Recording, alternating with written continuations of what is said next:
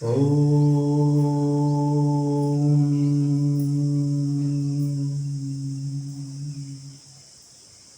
सर्वगं शांति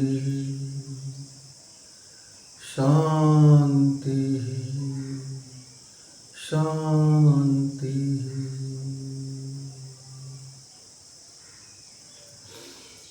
दोस्तों नमस्कार, आप हैं बसंत गुरु जी के साथ। मनुष्य जीवन व्यापक अर्थों में महान जीवन है, लेकिन हम बचपना से क्या देखते हैं कि जो माँ की दूध पीते हैं या हम माँ की गर्भ में रहते हैं, वहीं से हमको प्रकृति से विपरीत चीज़ें परोसना शुरू कर दी जाती है। जैसे प्रेम हमारा प्रकृति का स्वरूप है, हम शांति हमारा प्राकृतिक गुण है, वासना हमारा प्राकृतिक गुण है, सेक्स हमारा प्राकृतिक गुण है, काम हमारी प्राकृतिक गुण है। इस प्राकृतिक गुण में जब हम अपने संसार की मिलावट करते हैं, सभ्यता की मिलावट करते हैं, शास्त्रों की मिलावट करते हैं, उधार का ज्ञान का मिलावट करते हैं, प्रचलन का मिलावट करते हैं, रीति रिवाज का मिलावट करते हैं, मतलब ऐसा इतना ज़्यादा मिलावट हो जाता है कि दाल में नमक हो तो स्वाद बढ़े, पर पूरी नमक में ही यदि हम एक चुटकी दाल डाल दें और हम कहें कि ये दाल है हमारा, तो मित्रों फिर वो दाल को ढूंढते रह जाओगे, क्योंकि पूरी नमक की ढेरी में यदि बूंद भर, चुटकी भर दाल मिला दी जाए और हम ढूंढने लग जाएं, बड़ी मुश्किल बात है। मैं उन दिनों 11th का पढ़ाई कर रहा था। 11th यानी बोर्ड क्लास, हायर सेकेंडरी का बोर्ड क्लास था। और पढ़ने के बाद गर्मी की जैसे छुट्टी होती है, समर वेकेशन होता है, और हम लोग गांव में खूब गर्मी के दिनों में खेत घूमते थे और पहाड़ भी घूम लिया करते थे, नदी में भी चले जाया करते थे, और सरोवर में तो खूब छप कर नहाया करते थे।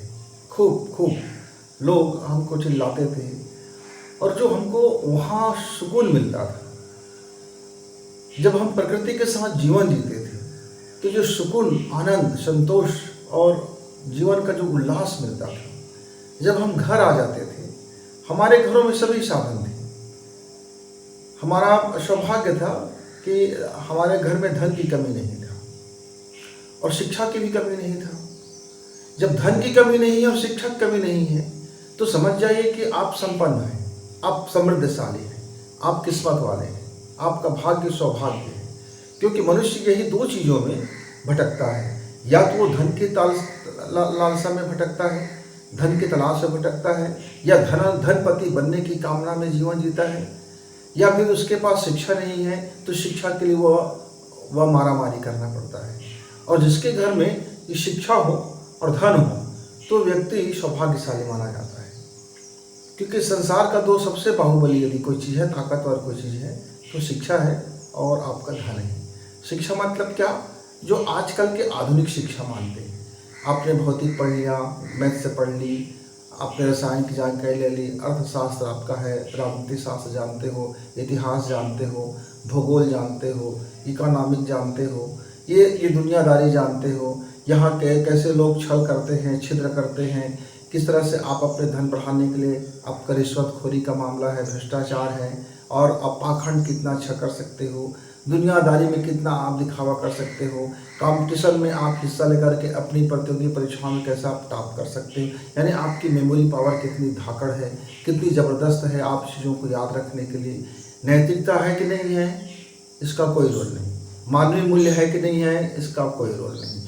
आप कितने ईमानदार हो, इसका कोई मूल्य नहीं। आप कितने शानदार व्यक्ति हो, इसका कोई मूल्य नहीं। आप कितने मेहनती हो, इसका भी कोई ज़्यादा मूल्य नहीं। मूल्य है कि आपका मेहनत कितना दिखता है, आपका मेमोरी कितना है। आप अभी देखिए ना, आप कई तरह की घटनाएं घटती हैं, पर आदमी अक्सर उसी की तरफ दौड़ते रहता है और उसका शांति खो जाता है। धन कमाने के लिए उसी तरह से आज मेरे पास यदि 1 करोड़ है तो मैं उसको कैसे दुगना कर लूँ, 3 गुना कर लूँ, 100 गुना कर लूँ, 1000 गुना कर लूँ, लाख गुना कर लूँ, करोड़ गुना कर लूँ। मैं अपने मोहल्ले में धनपति हूँ तो गांव का कैसा मैं मंडल बन जाऊँ, धनपति बन जाऊँ, और उसके बाद फिर मैं शहर का कैसे नगर सेठ बन जाऊँ, फिर अपने राज्य का कैसे मैं सबसे बड़ा पूंजीपति कहलाऊँ, फिर अपने देश का कैसे मैं अपने को पूंजीपति कहलाऊँ, फिर कैसे विश्व का पूंजीपति कहलाऊँ, फिर कैसे मैं अपने अंतरिक्ष तक भी दखल रखूँ। मतलब एक लालसा, यह लालसा प्रकृति का नहीं है। प्रकृति का तो गुण है संतोष। प्रकृति कहता है आपका पेट भर गया, बस इससे ज़्यादा आपकी ज़रूरत नहीं। आपकी तन ढक गया, गर्मी से धूप से सुरक्षा हो गया, बारिश से सुरक्षा हो गया, ठंड से सुरक्षा हो गया, इससे ज़्यादा आपकी ज़रूरत नहीं। वैसे प्रकृति ने हमारे शरीर को ऐसा बना रखा है कि धूप हो, ताप हो, गर्मी हो, शीत हो, बरसात हो, वो अपने अनुकूलन कर लेता है। हमारी कोशिकाओं में वो ज़बरदस्त गुण होता है, वो अपने को प्रकृति के अनुकूलित कर लेता है। हाँ, जब हम गैर प्रकृति के बीच में आते हैं तब हमारी प्रतिरोधी क्षमताएं कम होने लगती हैं। मसलन जब मैं बचपना में था, हम खूब धूप में घुमा करते थे, हमें कभी लू नहीं लगता था। हम कहीं भी का पानी पी जाते थे। प्यास लगी तो तालाब का पानी पी लिया, प्यास लगी तो किसी झरने का पानी पी लिया, प्यास लगी तो कहीं गड्ढे खोदा नदी में, नदी सूख चुका होता था और गड्ढे खोदा, रेत निकला और पानी निकल गया, गंदगी को बैठने दिया तलहटी में और साफ पानी ऊपर आया और पी लिए। कभी रिएक्शन नहीं होता था, कभी कुछ भी नहीं होते थे, और शरीर हाँ यद्यपि चमड़ी काला कलूटा हो जाता था। क्यों? धूप में जब हम घूमते थे तो अपनी कोशिकाएं जो होती है वो अपना कलर के माध्यम से हमारी सुरक्षा करती है और एक लेयर बना देता है। उस लेयर बनने के कारण हमारा त्वचा है, जो चमड़ी है, वो काला कलूटा जरा हो जाते थे, पसीना तरबतर निकलते थे, खूब जो भी खाते थे हजम हो जाता था और शरीर में थकावट तो आती थी। जब हम खेलते कूदते दौड़ते भागते थकावट तो आती थी, और उसके बाद जो नींद हमको गहरा पड़ता मित्रों, वो कोई समाधि से कम नहीं होता था। एक नींद पड़ा रात में और सुबह कब हो गया, क्षण भर लगता था कि अभी कुछ क्षण पहले तो मैं सोया था, अभी क्षण जग गया।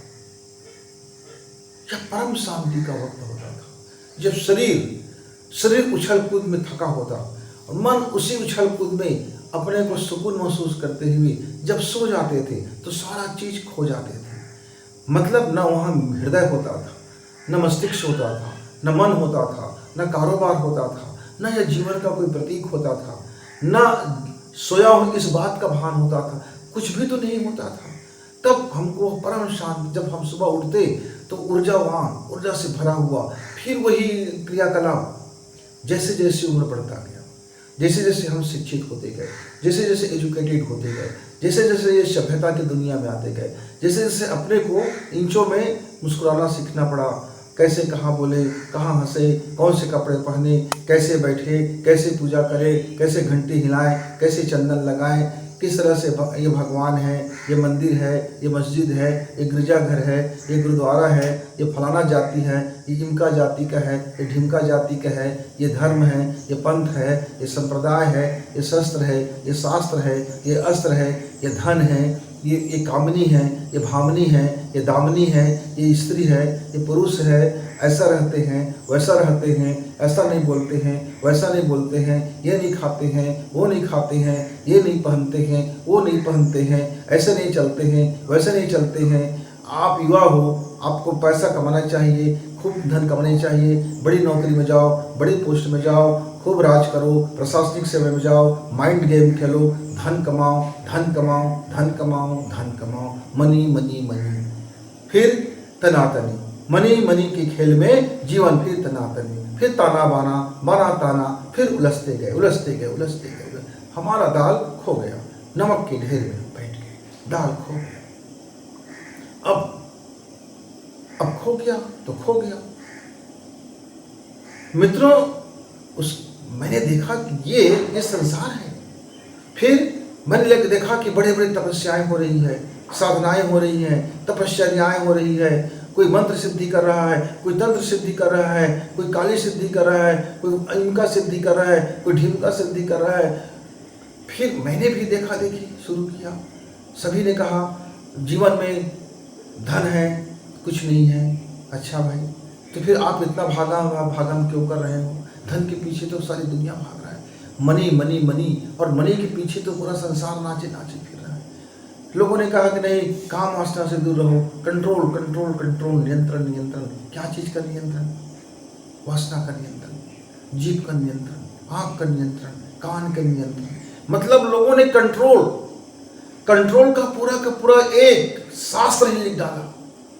लोगों को क्या क्या चीज कंट्रोल करनी चाहिए, मतलब हमारा पूरा जीवन कंट्रोल करने में लग गया।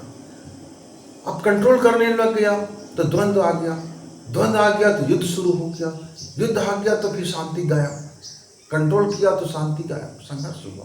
कंट्रोल मतलब संघर्ष। आप किसी चीज में ब्रेक लगाओगे तो जो उसका फ्लो है, जो उसका एनर्जी है, वह उसकी क्रिया के प्रतिक्रिया बल करेगा। फिर क्रिया का प्रतिक्रिया बल होगा तो आपकी शांति खो गई ना, आपका तो शांति खो गया। कहाँ है आपका शांति? न बाहर की शांति, न अंदर की शांति। मित्रों, जो हम परम शांत में जीवन जीते थे, परम आनंद में जीवन जीते थे, परम खुशी के साथ जीवन जीते थे, जीवन का पर्याय था उल्लास उमंग, और बस खाया पिया, घूमे, खेले कूदे, स्कूल गए, होमवर्क किए, कुछ भी चिंता नहीं, कुछ भी फिक्र नहीं, कुछ भी, ना किसी की लालसा, ना किसी की कामना, ना वासना, कुछ भी नहीं। हम निखालिस प्रकृति के साथ जब जीवन जीना शुरू करते थे, कितना हम परम शांति से रहते थे। तालाब में डूब गए, अरे डूबे रहे, तैरते रहे, डूबे रहे, पानी के साथ खेले, कल्लोल किया, मछलियां काटे, मछलियों को पकड़े, क्या नहीं किए, कीचड़ में धंसे रहे, कीचड़ के साथ लथपथ रहे, बस दोस्तों के साथ खेलते रहे, पर परम शांति नहीं खोया। लोगों ने गालियां दी, शांति नहीं खोया। लोगों ने चीखे चिल्लाए, शांति नहीं खोया। भूख मरे, शांति नहीं खोया। बीमार पड़ा, शांति नहीं खोया। कपड़े थे नहीं थे, शांति नहीं खोया। नए कपड़े हैं, पुराना कपड़े हैं, पर शांति नहीं खोया। प्रकृति के साथ जब तक जीवन जीते रही, मेरा शांति मेरे साथ साथ बना रहा, मैं परम शांत रहा। जैसे जैसे एजुकेशन बढ़ा, लोगों की बातों में आया, झांसा में आया, नियंत्रण में देखा, अनुबंधों को देखा, छंदों को देखा, और व्याकरण को देखा। जिंदगी के व्याकरण जैसे जैसे पढ़ता गया, वैसे वैसे शांति खोता गया। जिंदगी के तमाम व्याकरण जितने ज़्यादा लपेटते गए, आप ऐसा बोलो, उसको ऐसा बोलो, ऐसा चलो, फिर ये सारी चीज़ें जितना भी था, फिर सारा चीज़ रेडीमेड आने लगा, भौतिक पदार्थ आने लगे। देखो, आप मुझको चाय मिल जाएगा तो शांति मिलेगा, मुझको कॉफ़ी मिल जाएगा तो शांति मिलेगा, जब मैं भरपेट खा लूँगा तो शांति मिलेगा, मुझको एक बढ़िया सा म्यूजिक चलेगा तो शांति मिलेगा, मैं बढ़िया सा मूवी देखूंगा तो शांति मिलेगा, लोग मेरी तारीफ करेंगे तो शांति। मतलब शांति फिर बाहर का वस्तु हो गया, और जैसे ही बाहर का वस्तु हुआ तो शांति तो है नहीं, गायब, क्योंकि वो शांति था नहीं। जब शांति ही नहीं था तो परम शांति का सवाल ही नहीं उठा। फिर अब बाहर ढूंढने लग गए। फिर हमने देखा कि भाई लोग, हमने भी पढ़ाई किया, खूब पढ़ाई किया, प्रतियोगी परीक्षाओं में बैठा, मेमोरी का खेल देखा, मस्तिष्क का तमाशा देखा, मस्तिष्क के खेला में गए। फिर नहीं, फिर हमने अपने कहा नहीं, मुझको इधर नहीं चलना है। धन तो मेरे पास है, इतने में मेरा गुजर चल सकता है, मेरा पेट चल सकता है, मेरे परिवार का भी गुजर चल सकता है, मेरे परिवार की भी शिक्षा दीक्षा हो सकती है। नहीं, मनी के पीछे नहीं, सेवा को पकड़ो। पर शिक्षा का ही सेवा जरूरी है, क्योंकि आज अधिकांशतः हमारी युवा शिक्षा में अशिक्षा होने के कारण उसकी शांति भंग हो जाती है। शिक्षा मतलब क्या है?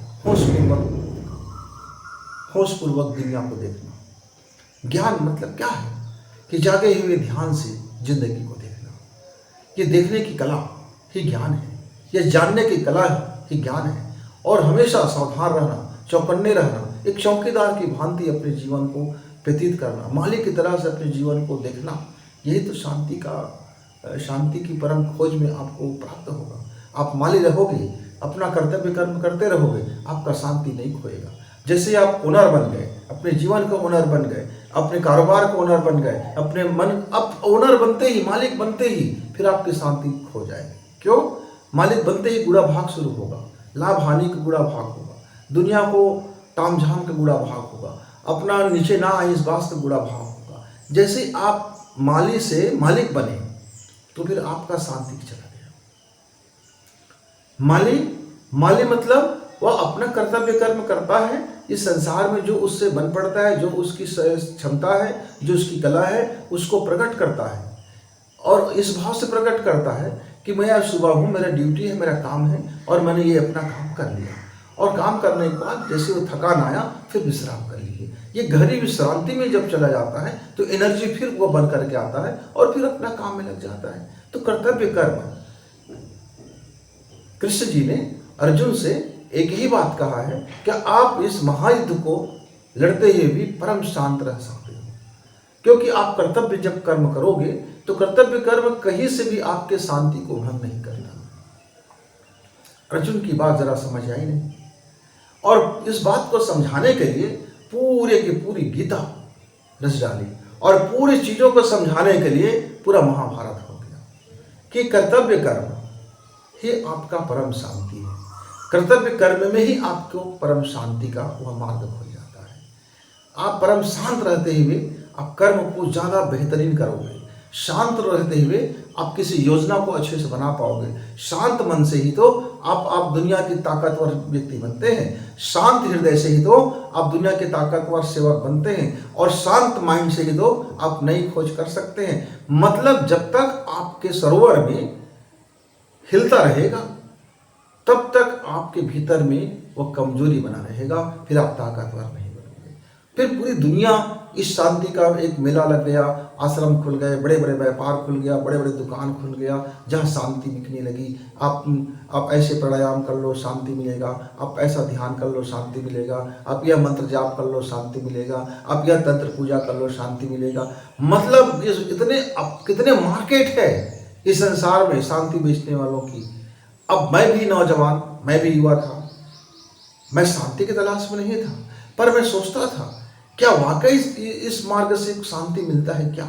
मैं जब किसी बात को बोलूं तो उसके पहले मुझको कुछ चल के देखना चाहिए, क्योंकि मैं बिना चले इस बात के लिए मैं बोलूँगा तो ये फजियत हो जाएगी।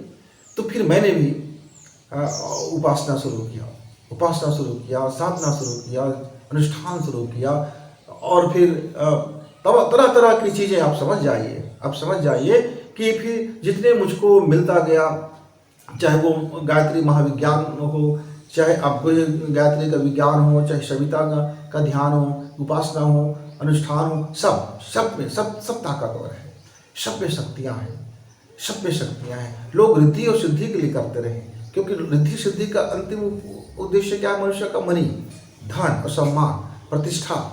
ये लोकेशना मनुष्य को शांति को भंग कर देता है। लोकेशना मतलब सम्मान की भूख, कोई उसकी पूजा करे, कोई उसको प्रणाम करे, कोई उसके आशीर्वाद ले, कोई उसको वाहवाही करे, कोई उसकी जयकारा बोले, झंडा गाड़ना।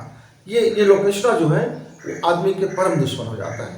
फिर ये रिद्धि सिद्धि करने वाले व्यक्तियों का एक उद्देश्य बनता गया लोकेशना, दुनिया में राज करना। उनका भी उद्देश्य वही था, मनी पावर उसके नीचे में आ जाए, मतलब पूरी मनी पावर उनके हाथ, राज सत्ता उनके हाथ, तंत्र पूरे हाथ, मतलब समाज उनको नचारे जाए फिरे। वही बात आ गई। फिर उन्होंने शांति कहाँ खोजी? उन्होंने तो अहंकार खोज लिया। उन्हें शक्ति आया तो मद आ गया, शक्ति आते ही मन आ जाता है, क्योंकि शक्ति सामर्थ्यवान को जब मिलता है तब उसकी सामर्थ्य में कई गुना बढ़ जाता है। लेकिन यदि अशांत मन को सामर्थ्य मिल जाए तो उपद्रव शुरू कर देते हैं। तो फिर लोगों ने कहा मन की शांति। अब तरह तरह की साधनाएं किया गया। लोग चाहे शमशान में साधना करते हैं, मुठ मसाल साधना करते हैं, बैगय भूमिया का साधना करते हैं, उपासना करते हैं, घर में देवी देवता पूजा पाठ, मजार वजार, यहाँ वहाँ कुछ भी। कई महापुरुषों ने जो कहा उस पर ध्यान नहीं दिया, पार्थिव पर ध्यान दिया। बुद्ध ने कहा बुद्धम शरणम गच्छामि, तब लोगों ने गौतम बुद्ध के शरण में जाने लगे। बुद्ध कह रहे हैं कि बुद्ध की शरण में जाओ। बुद्धत्व यानी जब आपके अंदर में एक ऐसा बुद्धिमान बुद्धि है, एक ऐसा यूनिवर्सल ब्रेन है जो पूरी अखिल ब्रह्मांड से आपका ताल्लुक है, आप उसके शरण में जब जाओगे तो परम सत्ता की जब बुद्धि के साथ में जब चलोगे तो शांति तो है ही। बस आपको अपना कर्तव्य कर्म सीखना है कि आपका कर्तव्य कर्म क्या है। बस ये जागे हुए ध्यान से, होशपूर्वक जीवन से आपको जीना है। आपकी एक जब उन्होंने कहा, महावीर ने कहा कि सांसों पर ध्यान दो, कि आपकी हर सांसें हर सांसें ईश्वर की समर्पण में हो। तब लोगों ने प्राणायाम पर ध्यान देना शुरू कर दिया। चरक ने कहा कि आप अपने स्वास्थ्य पर ध्यान दो। यदि स्वस्थ शरीर में कोई काया स्वस्थ रहेंगे, जो एनर्जी का भंडार है, तो फिर आपका शांति के बाद जो सामर्थ्य होगा वो आपको बलशाली बना देगा। तो लोगों ने अपने शारीरिक बल पर ध्यान देने लगे। मतलब वो लोग यात्रा करने के बाद वह उस दिव्य ज्ञान को बताने लगे, पर हमारी औकात उतना नहीं है कि हम उस दिव्य ज्ञान के मर्म को समझें। और फिर यह बाजार खड़ा हो गया, पंथों का बाजार, संप्रदाय का बाजार, आश्रमों का बाजार, और जितना भी धार्मिक क्षेत्रों का बाजार, और बड़े बड़े आज मार्केट है। आज तो मैं देखता हूँ मेरे भारत देश में अकेले धार्मिक आयोजनों को मैं ले लूँ तो करोड़ों रुपया का व्यापार है, अरबों रुपया का इसका सालाना टर्नओवर होता है, अरबों रुपए का। और जो व्यक्ति कबीर के पास क्या था? कबीर ने क्या कह दिया था? परम शांति की उसने मार्ग सुझा दिया था। कबीर ने क्या कह दिया कि सहज समाधि भले लगे। मतलब आपको यदि परम शांति चाहिए तो सहज हो जाओ, निर्मल हो जाओ, सरल हो जाओ।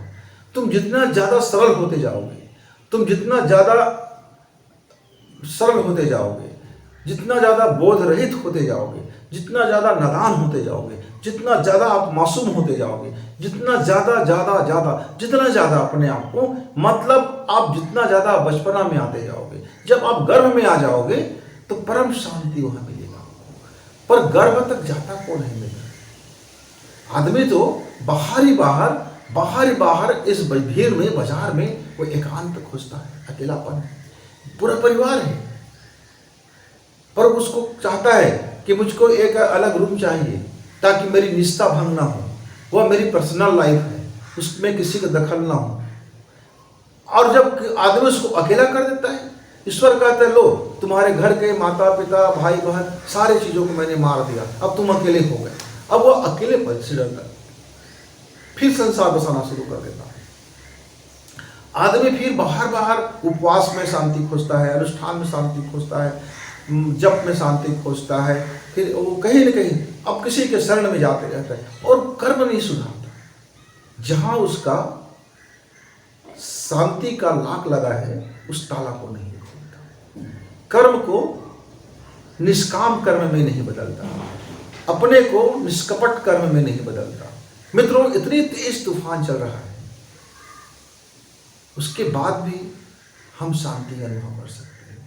और जहाँ बिल्कुल हवाएं नहीं चल रही है वहाँ भी हम अपने आप को अशांत महसूस कर सकते हैं। फिर आदमी एकांत के तलाश में गए, एकांत के तलाश में जाते रहे, शांति खोजते रहे, और फिर वही लौट करके आया कि भाई आँख हम बंद करते हैं तो घनघोर अशांति हो जाता है। हम मेडिटेशन कैसे करें, हम ध्यान में कैसे उतरें, हम सांसों का ध्यान कैसे करें। मित्रों, आप एक मार्ग पकड़ लो, शांति आपको मिल जाएगा। आप सांसों का ध्यान करते हो तो सांस पर अपनी नजर टिका दो, होशपूर्वक सांसों को देखो, होशपूर्वक आप अपने आप को देखो। जैसे ही होश से भरोगे, शांति तो है ही है, परम शांति के साथ आपका जीवन है। ईश्वर ने आपको प्राकृतिक रूप में परम शांति दिया है, आपको प्रेम से भरा हृदय दिया है, ममता से भरा हृदय दिया है, और पूरे ब्रह्मांड को जानने की यूनिवर्सल शक्ति से भरा मस्तिष्क दिया है, और मन दिया है जो इतनी चंचला है, इतनी गतिवान है कि हवा भी उसके सामने फीका, प्रकाश की गति भी उसके सामने कुछ नहीं है। वो निर्वात में भी चलता है, वात में भी चलता है, पूरे अखिल ब्रह्मांड में वो सेकंडों को नाप ले। इतनी परम शक्तिशाली एनर्जी आपका मन दे रखा है, पूरे टूल्स दे रखा है, जिससे आप महासक्षम बन सकते हो, शक्तिशाली बन सकते हो, पावर का हब बन सकते हो। लेकिन उस पावर को करे वो क्या? अशांत मन, बंदर के हाथ में तलवार दे दी जाए तो एक न एक दिन बंदर अपने उस तलवार से अपने ही गर्दन काट लेगा। तो चंचला मन के पीछे आप फिर लग गए, मन को कैसे शांत करें, मन अशांत है, मन शांति के उपाय, और फिर ढेरों सारे इसके उपाय आते गए। मित्र, आप एकांत में आते हो तो अकेलापन का भय, अकेले हो जाते हो तो अकेलापन का डर, ये भय, ये डर फिर आपके शांति की तलाश में बाधा हो जाती है। फिर किसी ने कहा खुद की खोज में लग जाओ। मेरे गुरुजी ने मुझसे एक ही बात कहा, बेटा इस दुनिया को जानना बाद में, शांति की खोज बाद में करना, सामर्थ्य की खोज बाद में करना, अपने बाहुबली की खोज बाद में करना, मणि की खोज बाद में कर लेना, वो आपको मिल जाएगा। वो मिल जाएगा, चुटकी बजाते आपको सबका उत्तर मिल जाएगा और उस पूरी दुनिया भी मिल जाएगी। बस ये है कि तुम पहले अपने को खोज लो, तुम हो कौन।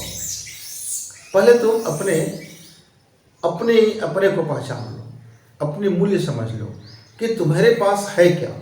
ईश्वर ने जब तुमको इस संसार में भेजा है तो कौन सा चीज़ है जो ईश्वर ने आपको भेज दिया। या तो मिट्टी का पुतला, आप जानते हो 5 तत्व से बना शरीर है, अलग अलग तत्वों का अपना अपना गुण है, पर ये 5 तत्व मिलकर के शरीर कैसे बन गया।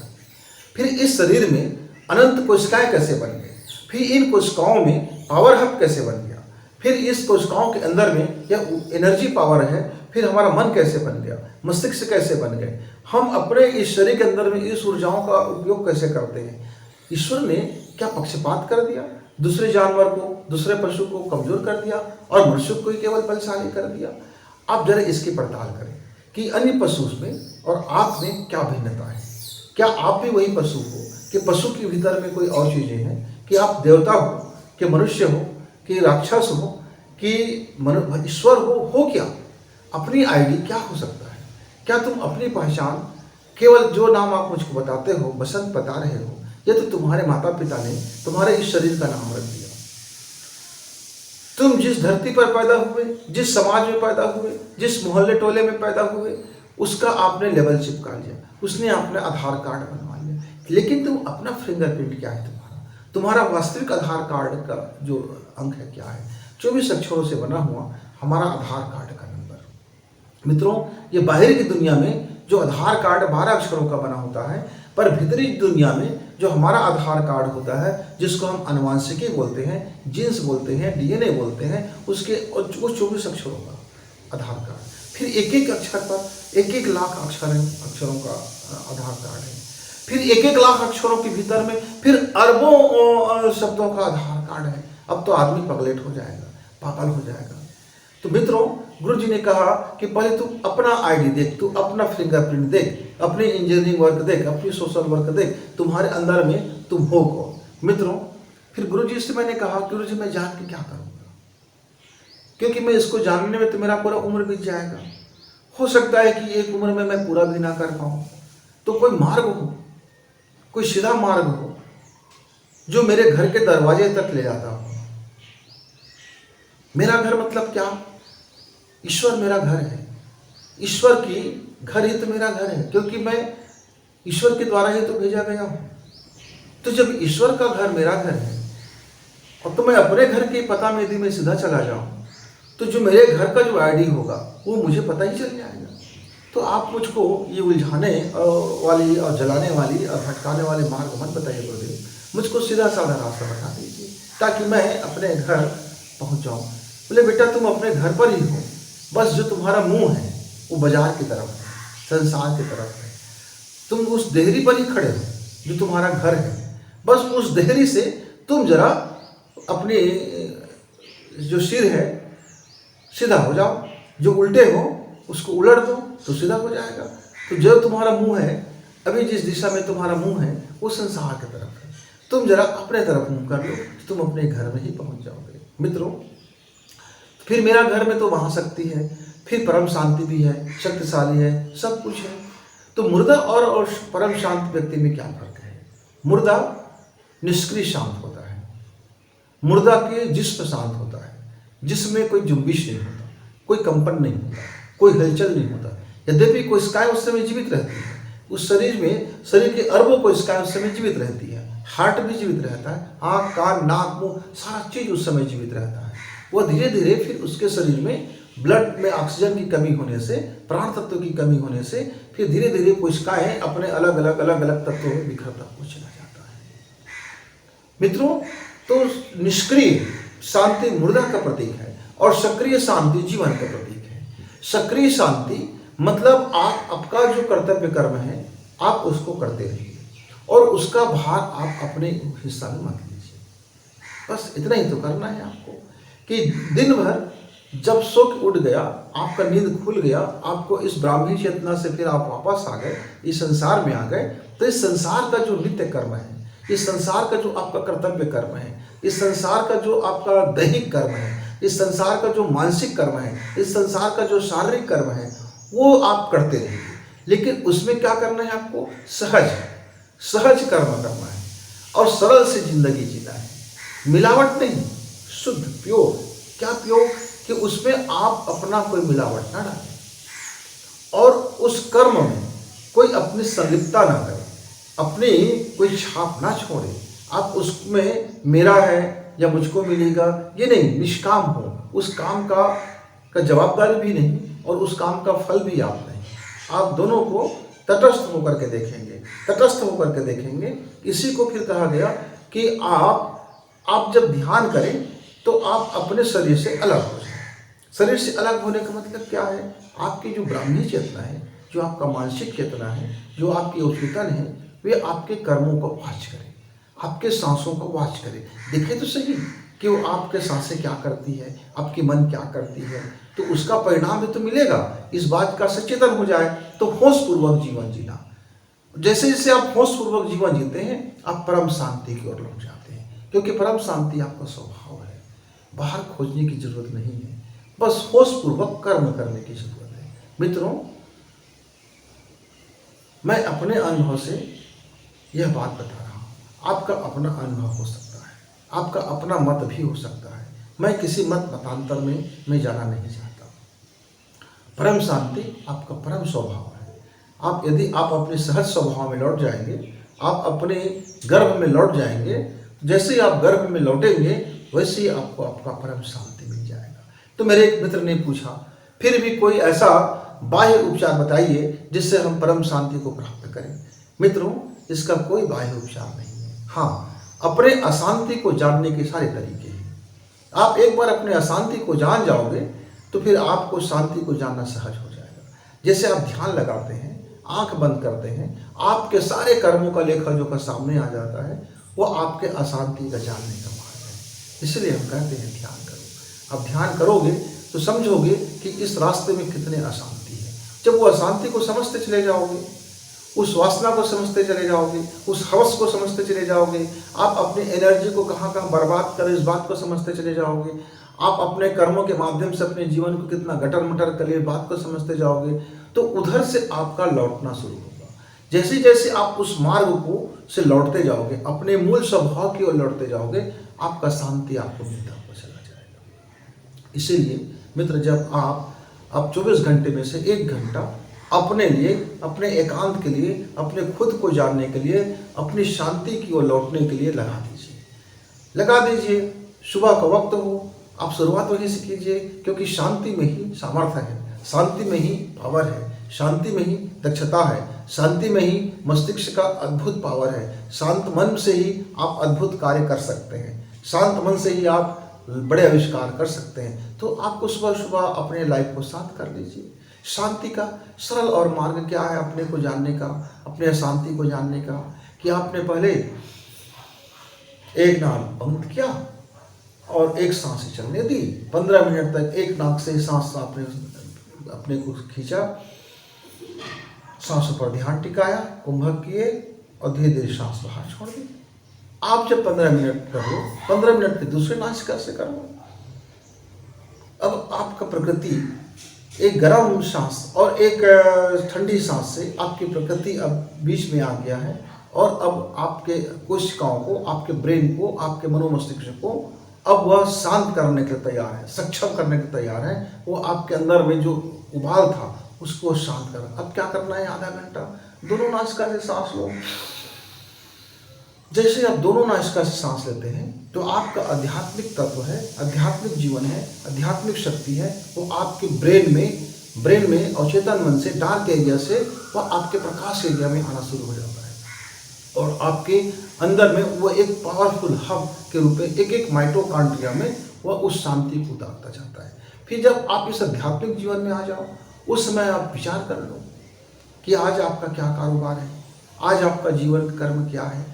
आज आप माली हो तो आपका मालिक ने आज आपको कौन सा काम सौंपा है, उस काम को कैसे करना है, उस काम का एक डिजाइन बना लो, और जो भी काम करोगे उसका समर्पण भी कर दो मालिक को, क्योंकि आप माली हो और आपका एक डिजाइन काम कर रहे, एक मैनेजर हो, एक CEO हो, आप उसका मालिक नहीं हो इस कर्म का। ऐसा आप दिन भर का डिजाइन कर लो और उसके बाद फिर आप अपने उसी क्रम में आप 2-2 मिनट की सांसें लो, फिर आप अपना एक सांस शुरू कीजिए और बिना कुंभक की सांस छोड़ दीजिए। 2 मिनट हो गया तो आप 2 मिनट से इसको कर लीजिए और 1 मिनट आप दोनों नाकों से आप बाहर छोड़ दिए, सांस लेना नहीं है, बाहर छोड़ना है।